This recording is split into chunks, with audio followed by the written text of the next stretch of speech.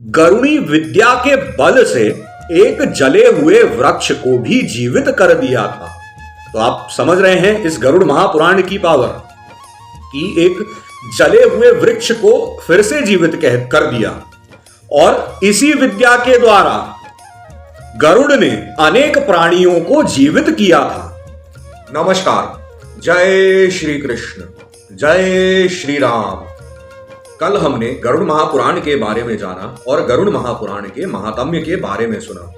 गरुड़ महापुराण का यह पाठ हम पितृपक्ष में पितरों की शांति के लिए कर रहे हैं, जिसे सुनकर हम सभी श्रोताओं को लाभ होगा और साथ ही साथ हमारे पितृ भी संतुष्ट होंगे। तो चलिए प्रारंभ करते हैं गरुड़ महापुराण का पाठ, जिसका आज हम आचार्य कांड प्रारंभ करेंगे, जिसकी कुछ कथाएं आज पूर्ण करेंगे। तो चलिए प्रारंभ करते हैं। ओम श्री परमात्मने नमः। नारायणं नमस्कृत्य नरं चैव नरोत्तमं देवीं सरस्वतीं व्यासं ततो जयमुदीरये। नरश्रेष्ठ भगवान श्री नारायण और भगवती सरस्वती तथा व्यास देव को नमन करके पुराण का प्रवचन प्रारंभ करता हूं। पहले हम जानेंगे भगवान विष्णु की महिमा और उनके अवतारों का वर्णन। तो एक बार की बात है, जैसे कि आप लोगों ने पहले कहानियां सुनी होंगी, जिसमें हमेशा जो कहानियों का प्रारंभ होता है कि एक बार की बात है, एक किसी गांव में ऐसा हुआ था, ऐसा हुआ था। तो उसी तरह से यह गरुड़ महापुराण भी प्रारंभ होती है। एक बार सर्व शास्त्र पारंगत, यानी कि सभी शास्त्रों को जानने वाले, पुराण विद्या कुशल, पुराणों की विद्या रखने वाले, शांत चित्त महात्मा सूत जी तीर्थ यात्रा के लिए नैमिषारण्य आए। नैमिषारण्य एक जगह है, वहां पर पहुंचे वो और एक पवित्र आसन पर स्थित होकर भगवान विष्णु का ध्यान करने लगे। अब नैमिषारण्य वासियों ने उन्हें देखा तो नैमिषारण्य वासी शौनक आदि मुनियों ने उनकी पूजा की और स्तुति करते हुए उनसे यह निवेदन किया कि हे सूत जी, आप तो सब कुछ जानते हैं, इसलिए हम सब आपसे पूछते हैं कि देवताओं में श्रेष्ठ कौन है, ईश्वर कौन है और कौन पूज्य है, ध्यान करने योग्य कौन है, इस जगत के सृष्टा, पालन करता और संहर्ता कौन है, किनके द्वारा यह सनातन धर्म प्रवर्तित हो रहा है और दुष्टों के विनाशक कौन है, उन देव का कैसा स्वरूप है, किस प्रकार इस संपूर्ण जगत की सृष्टि हुई है, किन व्रतों का पालन करने से वे देव संतुष्ट होते हैं, किस योग के द्वारा उनको प्राप्त किया जा सकता है, उनके कितने अवतार हैं, उनकी वंश परंपरा कैसी है, वर्णाश्रम आदि धर्मों के प्रवर्तक एवं रक्षक कौन है। हे महामते सूत जी, इन सब को और अन्य विषयों को हमें बताएं तथा भगवान नारायण की सभी उत्तम कथाओं का वर्णन करें। यह सभी प्रश्न नैमिषारण्य वासी ऋषियों ने सूत जी से किए। अब सूत जी बोले, हे ऋषियों, मैं उस गरुड़ महापुराण का वर्णन करता हूं जो सारभूत है और भगवान विष्णु की कथाओं से परिपूर्ण है। प्राचीन काल में इस पुराण को श्री गरुड़ जी ने कश्यप ऋषि को सुनाया था और मैंने इसे व्यास जी से सुना था। हे ऋषियों, भगवान नारायण ही सब देवों में सर्वश्रेष्ठ देव हैं। वे ही परमात्मा एवं परब्रह्म हैं। उन्हीं से इस जगत की उत्पत्ति, स्थिति और संहार की क्रियाएं होती हैं। वे जरा मरण से रहित हैं, यानी कि ना उनका जन्म होता है ना ही वह मरते हैं। वे भगवान वासुदेव अजन्मा होते हुए भी जगत की रक्षा के लिए सनत कुमार आदि अनेक रूपों में अवतार ग्रहण करते हैं। अब आगे श्री विष्णु भगवान के अवतारों का वर्णन श्री सूत जी ऋषियों के सामने करेंगे। सूत जी बोले, उन भगवान श्री हरि ने सर्वप्रथम सनत कुमार आदि के रूप में अवतार धारण करके कठोर तथा अखंड ब्रह्मचर्य व्रत का पालन किया। दूसरे अवतार में उन्हीं यज्ञेश्वर श्री हरि ने जगत की स्थिति के लिए हिरण्याक्ष के द्वारा रसातल में ले जाई गई पृथ्वी का उद्धार करते हुए वराह शरीर को धारण किया, यानी कि वराह अवतार धारण किया। तीसरे ऋषि सर्ग में यानी कि ऋषि रूप में देवर्षि नारद के रूप में अवतरित होकर उन्होंने सात्वत तंत्र नारद पांचरात्र का विस्तार किया, जिससे निष्काम कर्म का प्रवर्तन हुआ। चौथे नर नारायण अवतार में भगवान श्री हरि ने धर्म की रक्षा के लिए कठोर तपस्या की और वे देवताओं तथा असुरों द्वारा पूजित हुए। पांचवें अवतार में भगवान श्री हरि कपिल नाम से अवतरित हुए, जो सिद्धों में सर्वश्रेष्ठ हैं और जिन्होंने काल के प्रभाव से लुप्त हो चुके सांख्य शास्त्र की शिक्षा दी। छठे अवतार में भगवान नारायण ने महर्षि अत्रि की पत्नी अनसुया के गर्भ से दत्तात्रेय के रूप में अवतीर्ण होकर राजा अलर्क और प्रहलाद आदि को ब्रह्म विद्या का उपदेश दिया। सातवें अवतार में श्री नारायण ने इंद्र आदि देवगणों के साथ यज्ञ का अनुष्ठान किया और इसी स्वयंभुव मनवंतर में वे आकुति के गर्भ से रुचि प्रजापति के पुत्र रूप में यज्ञ देव नाम से अवतीर्ण हुए। आठवें अवतार में वे ही भगवान विष्णु नाभि एवं मेरु देवी के पुत्र रूप में ऋषभ देव नाम से प्रादुर्भूत हुए। इस अवतार में इन्होंने नारियों के उस आदर्श मार्ग गृहस्थाश्रम का निदर्शन किया, जो सभी आश्रमों द्वारा नमस्कृत है। ऋषियों की प्रार्थना से भगवान श्री हरि नवे अवतार में पार्थिव शरीर अर्थात पृथु का रूप धारण किया और गोरूपा पृथ्वी से दुग्ध रूप में अन्न आदि के महाऔषधियों का दोहन किया, जिससे प्रजाओं के जीवन की रक्षा हुई। दसवें अवतार में मत्स्यावतार ग्रहण कर इन्होंने चाक्षुष मनवंतर के बाद आने वाले प्रलय काल में निराश्रित वैवस्वत मनु को पृथ्वी रूपी नौका में बैठाकर सुरक्षा प्रदान की। 11वें अवतार में देवों और दानवों ने समुद्र मंथन किया, तो उस समय भगवान नारायण ने कूर्म रूप ग्रहण करके मंदराचल पर्वत को अपनी पीठ पर धारण किया। उन्होंने 12वें अवतार में धन्वंतरी तथा 13वें अवतार में मोहिनी का रूप ग्रहण किया और इसी स्त्री रूप में उन्होंने अपने सौंदर्य से दैत्यों को मुग्ध करते हुए देवताओं को अमृत पान कराया। 14वें अवतार में भगवान विष्णु ने नृसिंह का रूप धारण करके अपने तेज नखाग्रों से यानी कि नाखूनों से पराक्रमी दैत्यराज हिरण्यकश्यप को हृदय को उसी प्रकार विदीर्ण किया जिस प्रकार चटाई बनाने वाला व्यक्ति तिनके को चीर डालता है।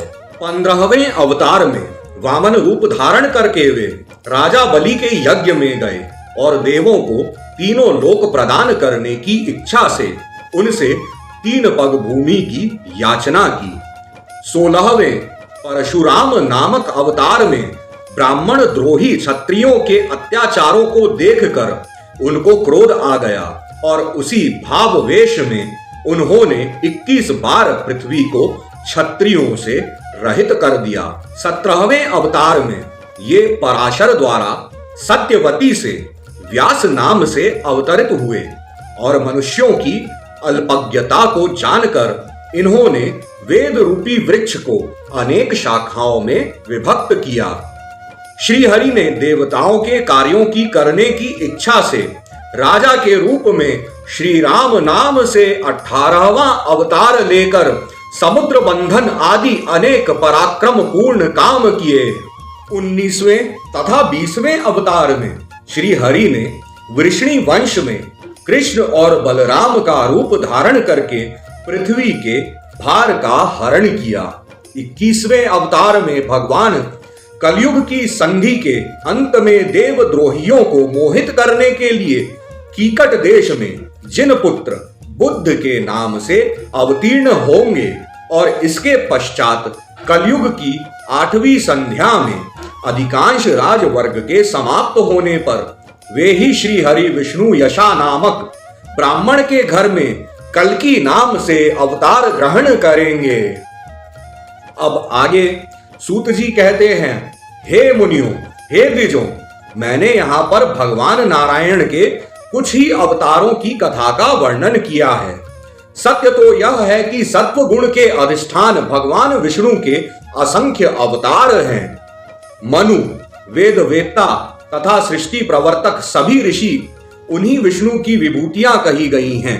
उन्हीं मनु आदि श्रेष्ठ ऋषियों से इस जगत की सृष्टि आदि होती है, इसलिए व्रत आदि के द्वारा इनकी पूजा करनी चाहिए। प्राचीन काल में भगवान वेद व्यास ने इसी गरुड़ महापुराण को मुझे सुनाया था। अभी जो नई जनरेशन है उनको मैं बताना चाहता हूँ, उनको थोड़ा ज्ञान कम रहता है, उनको यह नहीं पता रहता। तो इसमें ये जो कीकट देश में जिन पुत्र बुद्ध के नाम से अवतीर्ण होंगे, ये जो बुद्ध है ना, जो आप लोग न्यूज चैनल्स में बुद्धिस्ट बौद्ध लोग अभी बहुत ज्यादा टीवी चैनल्स में दिखाता है, तो वही बुद्ध हैं ये। और बाकी बुद्ध के बारे में और भी जानकारी अगर आपको चाहिए होगी तो आप लोग कमेंट बॉक्स में दे सकते हैं और बुद्ध सर्च जरूर करिए।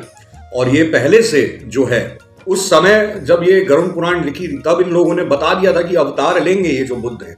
इसी तरह से कलयुग। अब आगे ऋषियों ने सूत जी से कहा, हे सूत जी महाराज, आपको महात्मा व्यास जी ने विष्णु कथा से आश्रित इस श्रेष्ठ गरुड़ महापुराण को किस प्रकार सुनाया था, वह सब आप हमें विधिवत सुनाने की कृपा करें। मतलब जिस तरीके से सूत जी आपको व्यास जी ने यह गरुड़ पुराण सुनाई थी, उसी तरह से आप हम सभी ऋषियों को भी यह गरुड़ पुराण को सुनाइए। अब सूत जी आगे कहते हैं, एक बार मुनियों के साथ मैं बद्रिकाश्रम गया था। वहां पर परमेश्वर के ध्यान में निमग्न भगवान व्यास का मुझे दर्शन हुआ। वहां पर परमेश्वर के ध्यान में लगे हुए थे भगवान व्यास जी हमारे, और उन्हें प्रणाम करके मैं वहीं पर बैठ गया और उन मुनीश्वर से मैंने पूछा, हे व्यास जी, आप परमेश्वर भगवान श्री हरि के स्वरूप और जगत की सृष्टि आदि को मुझे सुनाएं, क्योंकि मैं जानता हूं कि आप उन्हीं परम पुरुष का ध्यान कर रहे हैं और उन सर्वज्ञ के स्वरूप का परिज्ञान भी आपको है। और सूत जी कहते हैं फिर ऋषियों से कि मैंने व्यास देव के सामने जब ऐसी जिज्ञासा की तो उन्होंने मुझसे जो कुछ कहा था वह सब मैं आप सभी से कह रहा हूं। जो ऋषि वहां पर सूत जी के सामने बैठे हुए हैं, उन्होंने जैसा जैसा कहा वह सब मैं आपको कह रहा हूं। तो सूत जी ने जब ऐसा व्यास जी से पूछा तो व्यास जी ने कहा, हे सूत जी, ब्रह्म जी ने जिस प्रकार नारद एवं प्रजापति दक्ष आदि से तथा मुझसे इस पुराण की कथा कही थी, उसी प्रकार मैं गरुड़ महापुराण को सुनाता हूं।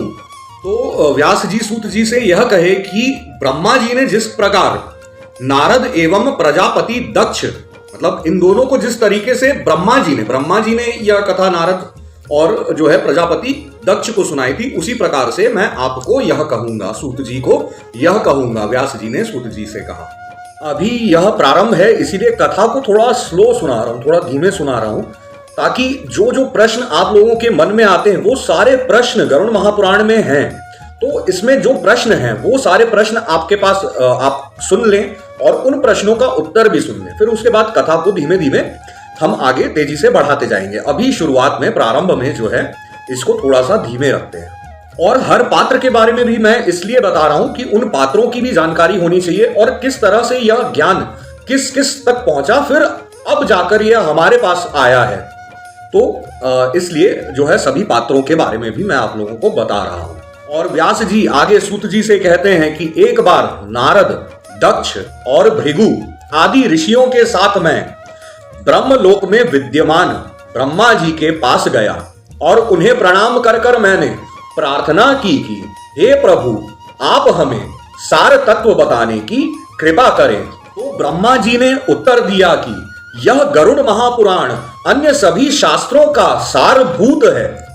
प्राचीन काल में भगवान विष्णु ने अन्य देवताओं सहित रुद्रदेव यानी कि शंकर भगवान और मुझसे जिस प्रकार इसे कहा था उसी प्रकार मैं भी इसका वर्णन आपसे कर रहा हूं। मैंने आप लोगों को पहले दिन महात्म्य जब सुनाया था तब उस महात्म्य में बताया था कि विष्णु भगवान ये जो है शंकर भगवान से कह रहे हैं ये सारी बातें। तो वही विष्णु भगवान ने सबसे पहले ये शंकर भगवान को और अन्य देवताओं को और ब्रह्मा जी को सुनाया। तो ब्रह्मा जी उसी प्रकार से व्यास जी को सुना रहे हैं। तो चलिए सुनते हैं। और वही व्यास जी फिर सूत जी को सुनाए और सूत जी ने उधर पे नैमिषारण्य वासियों को यह गरुड़ महापुराण सुनाई। और उसके बाद अब हम आगे चलते अब हम भी सुन रहे हैं और इसका पुण्य हम सभी प्राप्त कर रहे हैं। फिर आगे ब्रह्मा जी बताते हैं कि एक बार इंद्र आदि देवताओं के साथ मैं कैलाश पर्वत पर पहुंच गया। कैलाश पर्वत जहां पर शंकर भगवान रहते हैं। वहां मैंने देखा कि रुद्रदेव शंकर परम तत्व के ध्यान में निमग्न हैं। मैंने प्रणाम करके उनसे पूछा, हे सदाशिव, आप किस देव का ध्यान कर रहे हैं? शंकर भगवान से ब्रह्मा जी ने पूछा कि आप किस देव का ध्यान कर रहे हैं? मैं तो आपसे अतिरिक्त अन्य किसी देवता को नहीं जानता हूं। इन सभी देवताओं के साथ उस परम सार तत्व को जानने की मेरी इच्छा है कि भगवान, मतलब ब्रह्मा जी भी सोच रहे हैं कि भगवान शिव किसका ध्यान कर रहे हैं। उस सार तत्व को जानने की मेरी भी इच्छा है, अतः आप उसका वर्णन करें। तो फिर शंकर भगवान श्री शिव भगवान कहते हैं, मैं तो सर्व फलदायक, सर्वव्यापी, सर्वरूप, सभी प्राणियों के हृदय में अवस्थित परमात्मा तथा सर्वेश्वर उन भगवान विष्णु का ध्यान करता हूं। हे पितामह, उन्हीं विष्णु की आराधना करने के लिए मैं शरीर में भस्म तथा सिर पर जटाजूट धारण करके व्रताचरण में निरत रहता हूं। जो सर्वव्यापक, जयशील, अद्वैत, निराकार एवं पद्मनाभ हैं, जो निर्मल तथा पवित्र हंस स्वरूप हैं, मैं उन्हीं परम पद परमेश्वर भगवान श्री हरि का ध्यान करता हूं। इस सार तत्व श्री विष्णु जी के विषय में उन्हीं के पास चलकर हम सभी को पूछना चाहिए।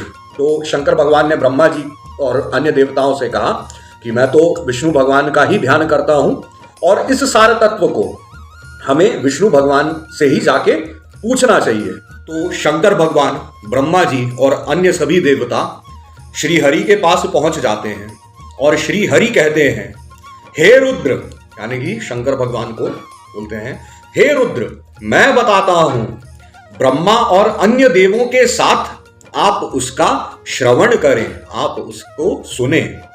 मैं ही सभी देवों का देव हूं, मैं ही सभी लोकों का स्वामी हूं। देवों का मैं ही ध्येय, पूज्य और स्थितियों से स्तुति करने योग्य हूं। हे रुद्र, मैं ही मुनियों से पूजित होकर उन्हें परम गति प्रदान करता हूं तथा व्रत, नियम और सदाचरण से संतुष्ट होकर, हे शिव, मैं ही संसार की स्थिति का मूल कारण हूं। मैं ही जगत की रचना करने वाला हूं। हे शंकर, मैं ही दुष्टों का निग्रह और धर्म की रक्षा करता हूं। मैं ही मत्स्य आदि रूप में अवतीर्ण होकर अखिल भूमंडल का पालन करता हूं।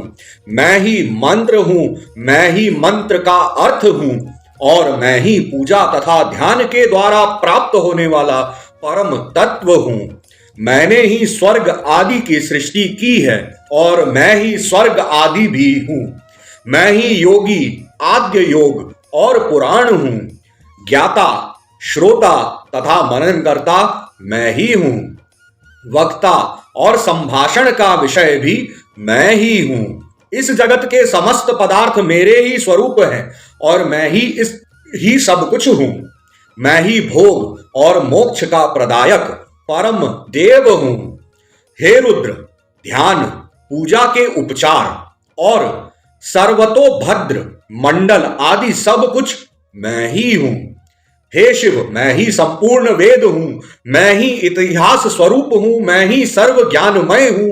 मैं ही ब्रह्म और सर्वात्मा हूं। मैं ही ब्रह्मा हूं। मैं ही सर्वलोकमय हूं तथा मैं ही सभी देवों का आत्म स्वरूप हूं। मैं ही साक्षात सदाचार हूं। मैं ही धर्म हूं। मैं ही वैष्णव हूं। मैं ही वर्णाश्रम हूं। मैं ही सभी वर्णों और आश्रमों का सनातन धर्म हूं। हे रुद्र, मैं ही यम, नियम और विविध प्रकार का व्रत हूं। मैं ही सूर्य, चंद्र एवं मंगल आदि ग्रह हूं। अब आगे विष्णु भगवान बताएंगे कि गरुड़ महापुराण कहां से उत्पन्न हुई।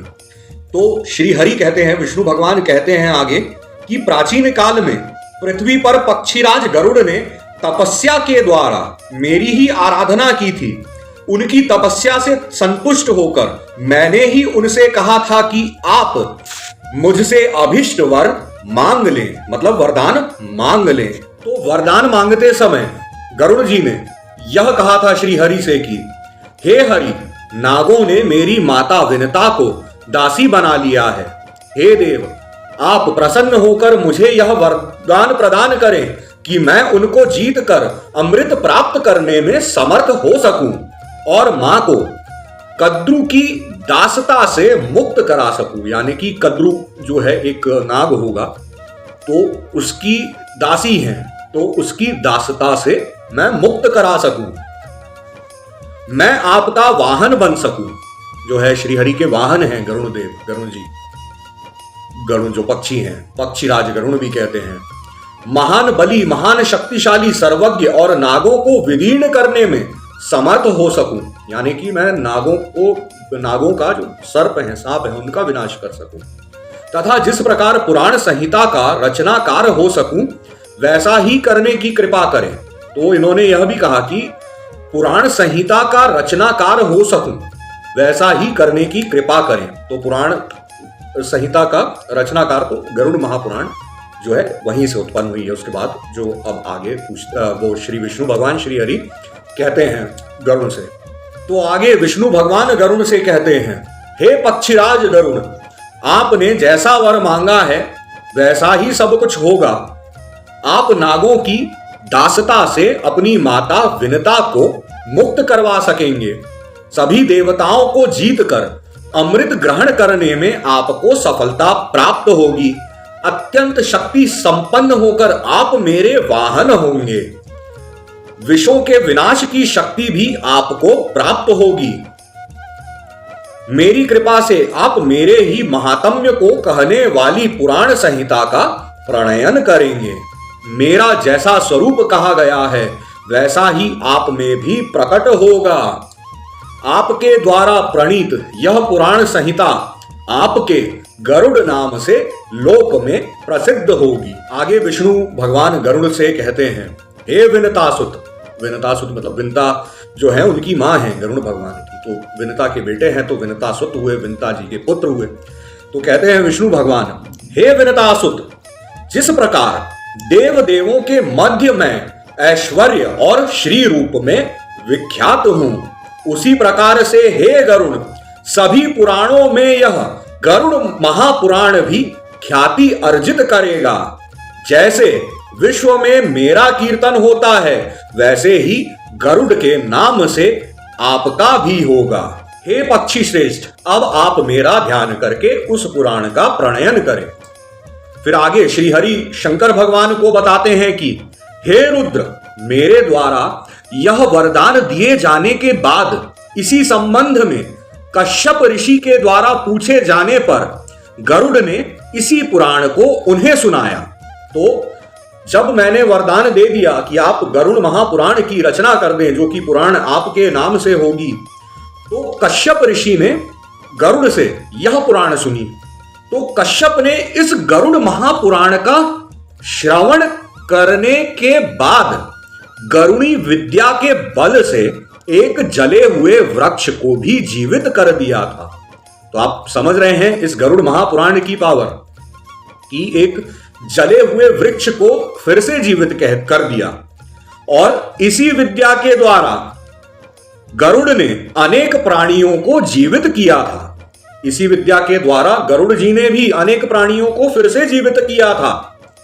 फिर एक मंत्र कहते हैं आगे वो, यक्षी ओम ऊं स्वाहा, यह जप करने योग्य गरुड़ी पराविद्या है। हे रुद्र, मेरे स्वरूप से परिपूर्ण गरुड़ द्वारा कहे गए इस गरुड़ महापुराण को आप सुने। तो आज यहीं पर विश्राम करते हैं कथा को। अब इसके आगे की पुराण जो है गरुड़ महापुराण, यहाँ से अब प्रारंभ होगी, ये सुनिएगा। इसमें सब चीज़ है, हर एक विद्या के बारे में सब चीज़, जो भी आपको जानना हो ना सब इसमें। तो इसके बाद अब प्रारंभ होगी अच्छे से पुराण। अभी तो बता रहे हैं शुरुआत में सभी कि कैसे कैसे सुना और इस गरुड़ की विद्या से कैसे किसी को जीवित कर दिया। देखिए आप, इतनी पावरफुल जो है पुराण है हमारी, तो अवश्य सुनिएगा। तो आज यहाँ पे कथा विश्राम करते हैं और कल मिलते हैं। कल थोड़ा जल्दी जल्दी थोड़ा फास्ट टाइप से कथा करेंगे। क्या है, यह पात्रों का भी बताना, किस तरीके से उत्पत्ति हुई, तो ये सब बताना भी ज़रूरी है, बहुत आवश्यक है यह। इसीलिए यह जो है मैंने आप सभी को बताया। आप सभी का बहुत बहुत धन्यवाद। कल फिर मिलते हैं, आइएगा ज़रूर, सुनिए, पुण्य लीजिए गरुड़ महापुराण को सुनने का। सुन के ही मतलब कश्यप मुनि ने मरे हुए जले हुए वृक्ष को जीवित कर दिया, तो फिर कितनी पावरफुल है ये, तो सुनिए। बहुत बहुत धन्यवाद।